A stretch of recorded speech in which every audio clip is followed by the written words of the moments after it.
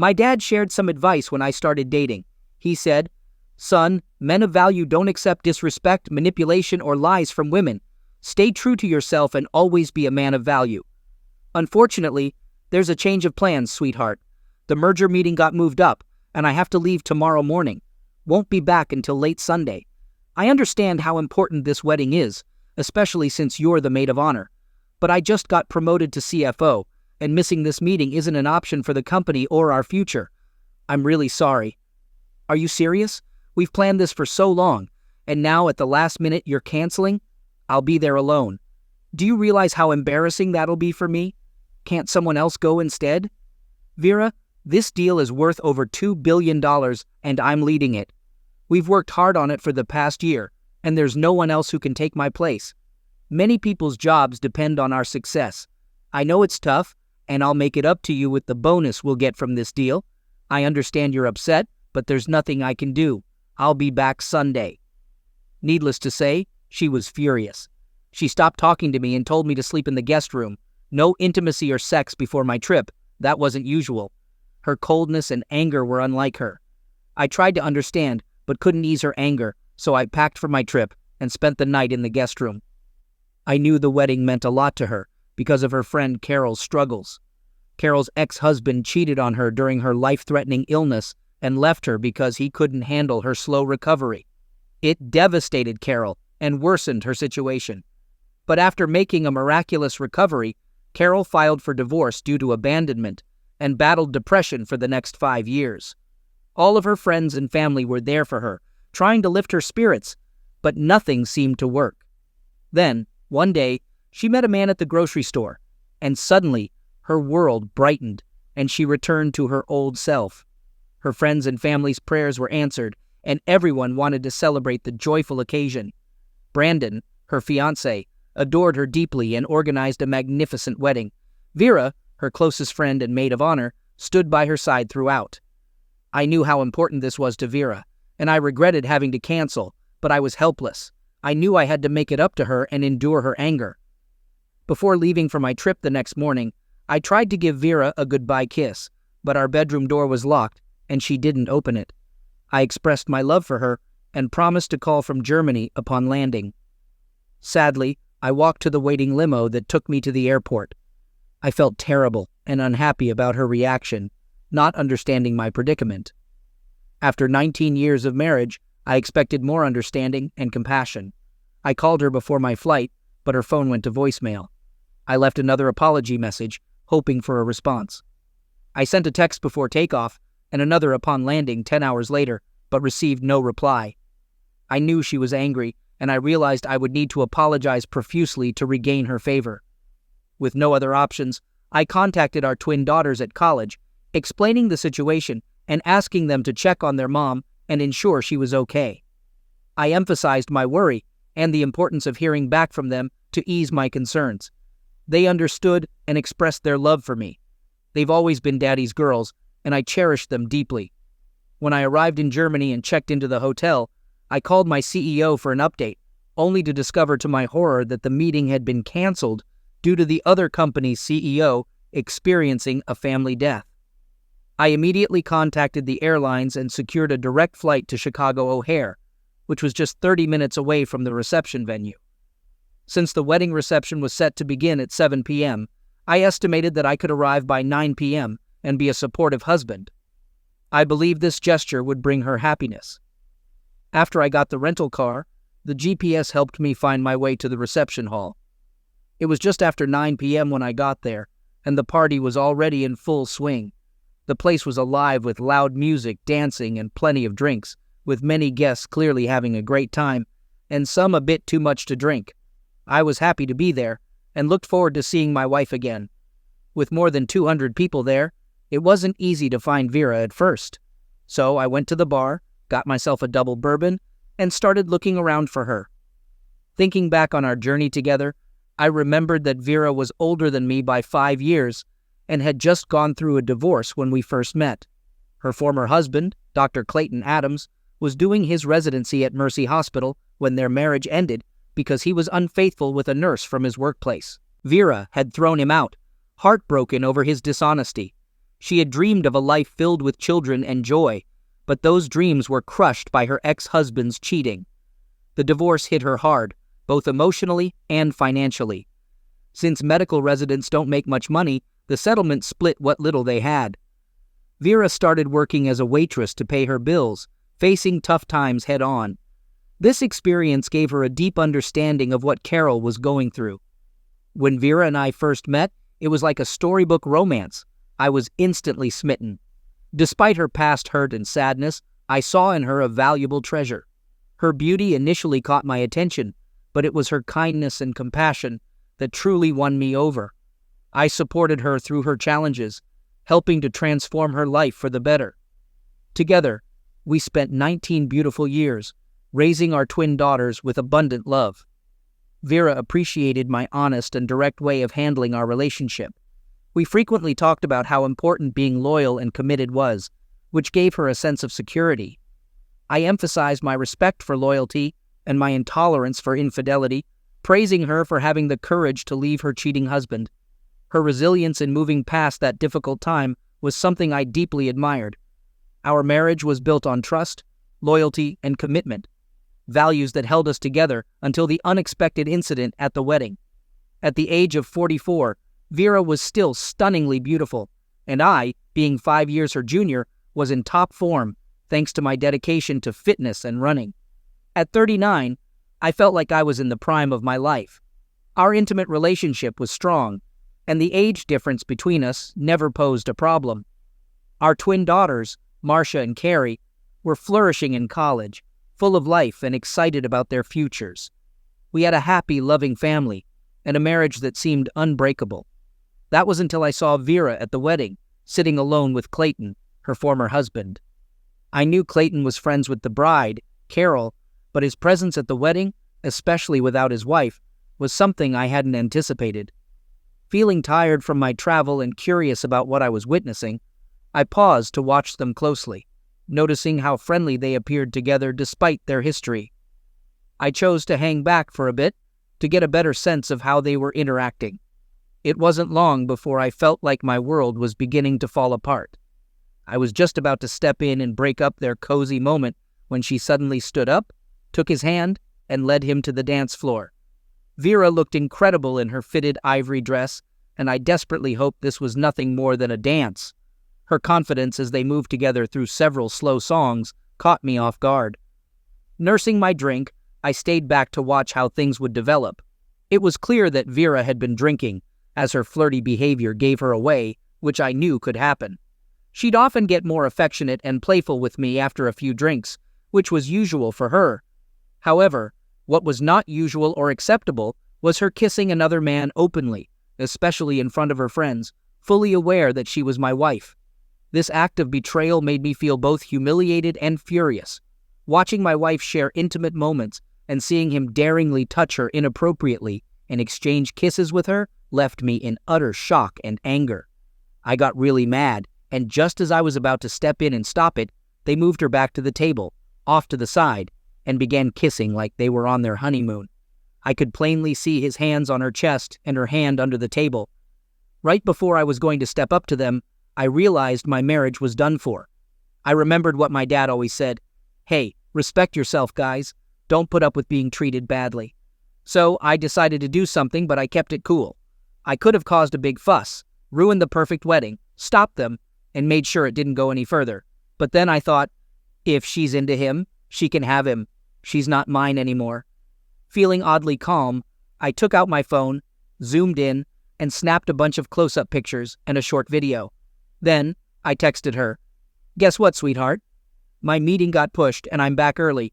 Seems like you're in good hands tonight. I'll head back home, guessing you'll be staying the night with Dr. Clayton. Got it now? Why you've been ignoring my calls and texts. Have a blast, and cheers to our marriage ending. I'll be gone by the time you come back tomorrow." What? I pressed send and watched calmly, curious if she'd see the message. Watching her, I saw her phone light up. She noticed, picked it up, and started pressing buttons, clearly looking for the text. Vera sobered up fast, her face turning serious the moment she saw my message. As soon as I noticed her reaction, I left the party for my car. Vera must have freaked seeing me go, but I was outside before she could catch up. As I got into my car, I heard her yelling, "Tony, please wait."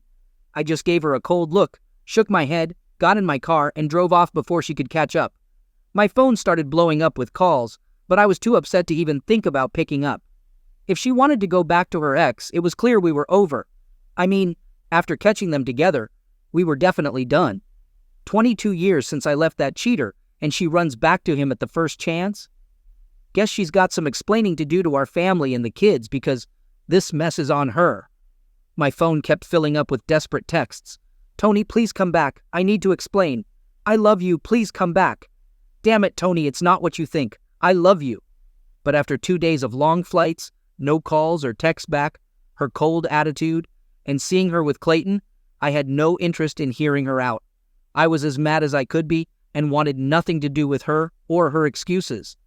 After ignoring 20 calls and texts, I finally stopped and sent one text back. It said, "Forget you. I'm doing great with my job. My kids are off to college and everything's paid for. I'm free to do as I please." I still had enough youth left to begin anew.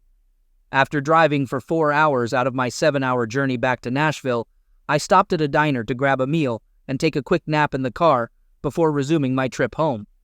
While enjoying my eggs and bacon, I decided to express my feelings to the world.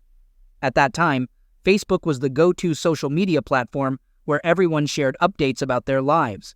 Between bites, I changed my Facebook status from happily married to single and available. Then, I uploaded 2 photos I had taken of Vera and Clayton sharing a passionate kiss at the wedding. In the second photo, his hand was clearly on her breast. Below the photo, I wrote that Vera was upgrading and reuniting with her ex-husband, while I was now back on the dating scene. It may have been immature, but to me, it was the truth. I was moving forward without her. The funny thing is, Clayton, her ex, was nearly 50, balding, overweight, and honestly, not an upgrade in any way. It's baffling why she'd ditch us for some old guy who'd already cheated on her. Maybe she preferred a doctor over an accountant. Honestly, it hurt. It hurt a lot. I felt more pain then than I could ever remember. I felt sad and angry, but it also struck me as absurd. She's ending a 19-year marriage for an old guy who cheated on her over 20 years ago. Forget her and forget him. They're made for each other. I'm not the type to tolerate that kind of disrespect. Some might say, it was just a kiss and some touching, not worth leaving her over. Well, in my book, either my woman is committed to me or she's free to be with someone else. We all make our choices. After my late breakfast and a 2-hour nap in the car, I hit the road again, pulling into my driveway at 7 a.m. When I turned on my phone, it started dinging with dozens of notifications. So many came in that I didn't think they were ever going to stop. There had to be over 100 messages from her parents, her sister, and friends. Within 5 minutes after turning on the phone, it started ringing and I noticed it was Vera. I wondered if she got any sleep last night or if she spent it with Clayton. No matter, I just ignored her calls because I was past all that now and only focused on getting what I needed out of the house and moving on. I got along well with her family, and when they called me that morning, I took their call and I explained to her dad what had happened. James, I had no idea that she was unhappy with our marriage, but cheating was the death blow to our happy life. The disrespect she showed in front of people we know is something I can't tolerate. It's clear she still has feelings for that jerk, so now she can be with him. I plan to find a woman who will value what I bring to the table and remain faithful. James, I have no other option. I'll move out today and put the house up for sale right away. Tomorrow morning, I'll contact a lawyer to start the divorce process. She can stay here until the house sells, and I'll ensure fairness in the divorce. Call me old-fashioned, but I won't live with a woman who wants someone else. She made her choice, but I don't think it was wise. James arrived over an hour later, pleading with me to wait and talk to her before taking drastic steps. But when he asked me to give her a chance to explain, I pointed to the photo again, showing how they openly fondled each other at the wedding. I couldn't tolerate that, especially with her ex. Her dad was disappointed in her actions and my quick decision-making. As I stepped into our home, I felt tears welling up, realizing that our once happy home was now just a hollow shell of our marriage. Over the past 5 years, we transformed our house into our ideal home. Back then, mortgage rates were below 2.99%, and our home's value had doubled. Being the accountant, I opted to refinance the home at its full value, extracting nearly $500,000 in equity. I promptly established $200,000 trust funds for each of our daughters' college education, with a bit extra to kickstart their lives. The remaining $100,000 was invested in upgrading the house, turning it into a place we took great pleasure in and were proud of. Thanks to the lower interest rate, the monthly payment only increased by $700 compared to before we withdrew the equity. It was an obvious choice, and Vera returned to work as a receptionist to cover the extra monthly cost. My salary was decent, nothing extravagant, but as the newly promoted CFO, I'd be receiving stock options the following year, which would serve as our retirement fund. Vera never took an interest in our finances as long as her needs were met, trusting my financial expertise and living comfortably. Although I attempted to explain the stock options several times, her lack of interest was evident, but it didn't bother me much. I looked forward to our future happily. This merger, coinciding with the end of my marriage, promised a bonus in stock options of around 40,000 shares if successful. I'd need to wait several years to exercise the options, but the anticipation of the stock hitting $100 per share boosted my confidence in the future. Since the merger was delayed, the options wouldn't factor into the divorce settlement. I planned to file for irreconcilable differences and split our assets, which amounted to around $50,000 in our savings. We'd divide the proceeds from selling the house, but with it heavily mortgaged, there wouldn't be much to divide. At 44, Vera would leave with her car and $25,000. If she had stayed faithful, she could have enjoyed a loving life and a secure future. However, my anger and humiliation now overshadowed any affection or memories I had for her. All I wanted was revenge, and for her to understand the magnitude of what she lost. I haven't seen Clayton for 20 years, and seeing him again made me remember a lot of things, both happy and sad. He used to be my husband, and we had a good relationship until he was unfaithful, and that ended our marriage. We had a strong connection and were very close, but he wasn't as special to me as Tony. Tony, my current husband, is more attractive, a wonderful partner, and I really love him. However, I found myself with Clayton, letting him hold and kiss me, which I knew wasn't right. I kept flirting with him, even though I knew I shouldn't. I think I had too much to drink and felt upset that Tony wasn't here with me. I should have stopped, but it felt nice. Clayton still seemed like my perfect match in some ways, and I thought a little flirting was harmless. Plus, Clayton is now single, and Tony didn't rearrange his plans to join me for this important wedding. So I felt I deserved some enjoyment. After Clayton kissed me again, I felt happy inside. His kisses reminded me of old times, and I felt excited while we danced closely in a private place. I thought a bit of kissing and closeness was okay, since everyone else was also enjoying the party and probably wouldn't notice us. I planned to make things right with Tony later. Suddenly I got a text on my phone while all my friends were around. It might be Tony checking on me. And then, Tony's message said he was here. I couldn't see him at first, but then I thought I saw him leaving. I panicked, realizing I needed to explain myself, but worried he might have seen me with Clayton. In a rush of confusion, I told Clayton I need to use the ladies' room. I rushed out of the wedding party, my heart racing. I spotted the exit door slowly swinging shut down the hall and hurried toward it, my high heels clicking against the floor. I recognized Tony immediately, and he had seen me with Clayton. I called out to him, begging him to wait, but he didn't respond. He just got into his car and left. I tried to follow him, but it was too late. His car was already pulling away. Now he's ignoring my calls and texts. I've sent him so many messages, but he hasn't replied to any. He's really upset, and I can't say I don't understand why. After trying to reach him several more times, sending another 10 messages, my heart sank when I finally got a response from him, a harsh, "Forget you." 2 of my friends found me then, kneeling outside in the bitter cold, wondering what had gone wrong. When I told them everything, they were both shocked by what I had done and worried about what it meant for my marriage. They knew Tony well enough to know he wouldn't let this go easily. The next morning, back in Nashville at 10 a.m., I was packing up my things. Sitting at the kitchen table, I savored one last cup of coffee in the house we had made our home, feeling a mix of sadness and anger. After finishing, I left the empty cup in the sink and wrote a brief note for her. In it, I instructed her not to call me and that we'd speak once the divorce papers were prepared. I didn't even sign the note, just left my wedding ring on top of it as a final gesture. Before I departed for the final time, I opened my laptop and divided our funds. I also canceled our joint credit card after clearing the balance. From today onward, she was responsible for herself. If she contested the divorce, she would have to handle all the bills alone. There was no way she could manage the mortgage and utilities alone. The house would sell quickly at the right price, as it was in demand. If she agreed to the divorce, we could swiftly end this failed marriage, and she could return to her beloved Clienton. I drove away from my former sanctuary into an unfamiliar dark new world. Later, I heard from my friends at the wedding that Vera was devastated after I left. She couldn't stop crying until she eventually passed out from drinking too much and the exhaustion of her uncontrollable sobbing. Her friends were worried and felt terrible for her. They tried reaching out to me multiple times, leaving voicemails and texts. To prevent her from ruining the wedding reception, they took her back to her hotel room, put her to bed, and checked on her several times throughout the night.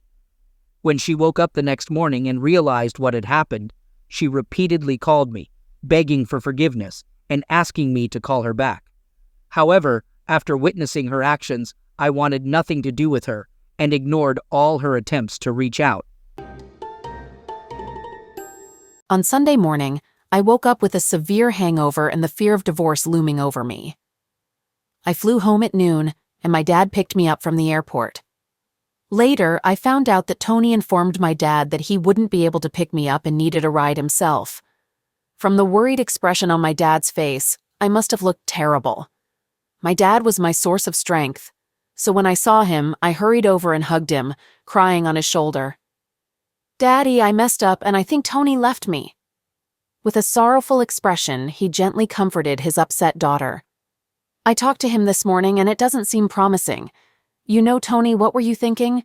And with Clayton, I have no idea what came over me. I was drunk and mad at Tony for not coming to the wedding. I know I made a mistake, but he has to forgive me, Daddy. I didn't even sleep with him." "Sweetheart, from the pictures I saw, it might as well have been the same. I'm not sure he's the forgiving type, especially knowing Tony. And just being with another man like that in those pictures was betrayal to him." When I got home, I hoped to find Tony waiting, but deep down, I knew he was long gone. I spent the day in tears, trying to call Tony, hoping to apologize. The irony struck me hard when I realized I had cheated on Tony with the same man who had betrayed me years ago. Tony, the man I loved and cherished, seemed to have vanished in an instant, a fact confirmed by his wedding ring left on the table with a short note. Meanwhile, I relocated to the company's condo meant for visiting clients. Since it wasn't booked, I informed my CEO about my situation, and he approved my stay there. My boss, Bill, who's also a good friend, went through a similar situation years ago. He even advised me to postpone receiving this year's stock options to a later date for better advantage. The following day, I went to my office on the 16th floor, knowing well that Vera wouldn't be able to get past security to see me. I had already made it clear to the security team that if she tried to come, they should politely escort her out. They did their job well, and when Vera attempted to visit on Monday, she quickly realized that she wouldn't be able to see or talk to me at work. Despite her efforts, I was determined to have no contact with her. She was left in the dark, not knowing where I was staying and unable to reach me by phone, feeling isolated, regretful, and fearful about what lay ahead for her. Amidst this, my daughters reached out to me in a panic, urging me to speak with their mother. I explained to them firmly but calmly that their mother had chosen to be with someone else, and that act was, to me, a clear betrayal. I made it clear how seriously I take infidelity. Before they could argue, I stressed that what their mother did amounted to cheating in my eyes. My daughters understood my stance and respected my decision. I tried to make them understand that their mother's choices had consequences and our divorce was inevitable. However, I reassured them that I would always be there for them and wanted them to remain a part of my life. I also imparted a lesson, hoping they would remember to always respect their future spouses and understand the gravity of betrayal, as many wouldn't tolerate such disrespect. After I shared a post on Facebook, a lot of unexpected things happened. All my friends and family were calling me, wanting to know what was going on. But something else happened too. I suddenly became very popular with women. I started going out with women who were younger than me, full of energy and excitement, something I hadn't experienced much in recent years. The constant complaints and negativity from Vera were now replaced with exciting dates, affectionate text messages, and attention from women who were just looking to have a good time. A month after that post, I met Cheryl, who would later become my wife. We hit it off and became a couple soon after my divorce with Vera was official. Vera wasn't happy when she found out about my new life. She was mostly mad at herself, but also jealous and upset that I didn't give her a second chance before moving on. I refused all her attempts to meet up and only dealt with her through our lawyers. Eventually, we sold the house. After paying off the real estate agent and other selling costs, there wasn't much money left over, less than $1,000 in equity. I decided that Vera should have that small amount. The lawyers worked hard to get a share of my future earnings, but the court decided that they couldn't base the settlement on what I might earn later. Instead, they used my average income to figure out how much I should pay. Since Vera had a job, paying alimony wouldn't be too hard.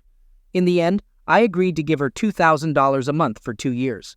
It wasn't a huge amount, but it was enough to help her get by until she could stand on her own again or until she found someone else, which clearly wasn't going to be me. In the years that followed, Vera and I never spoke directly, only through our lawyers. She moved to Chicago, where she joined a support group and eventually started living with Dr. Clayton, whom she had grown close to. She wasn't the same happy person she had been with me, realizing too late the cost of her actions driven by anger and selfishness. She knew what my reaction would be, but still made a poor choice. She hadn't been intimate with Clayton that night, but she acted without regard for our marriage, as if she was single again. At our daughter's graduation 3 years later, Vera met my new wife, Cheryl, who was 28 and pregnant, and our 1-year-old daughter, Jolene. Vera, now 47, looked much older, and Dr. Clayton, who came with her, stayed back, sensing the situation. Later, Vera managed to speak to me alone. She wanted to apologize, regretting her actions and the life we could have continued to share. She acknowledged the mistake of risking our perfect life for nothing. I told Vera I had forgiven her. While I never expected to find her in someone else's arms, I thanked her for the good times we had, our 2 wonderful daughters, and the love we shared. Vera's actions, as painful as they were, led me to Cheryl and starting a new family, which helped me move past my anger. I advised her to focus on her future, assuring her that our past was behind us. I wished her well and expressed hope to see her at future family events. At that moment, Cheryl joined me with our daughter in her arms, and I took the opportunity to introduce them to each other. The difference in their ages was clear to see. Vera, at 47, could easily have been mistaken for Cheryl's mother. This realization made Vera regret even more the choices she made that led her to lose the love of her life over a single night of anger and selfishness. Over the following decade, our paths crossed again at our daughters' weddings. Vera remained unmarried, but continued her life with Clayton, who was kind to her.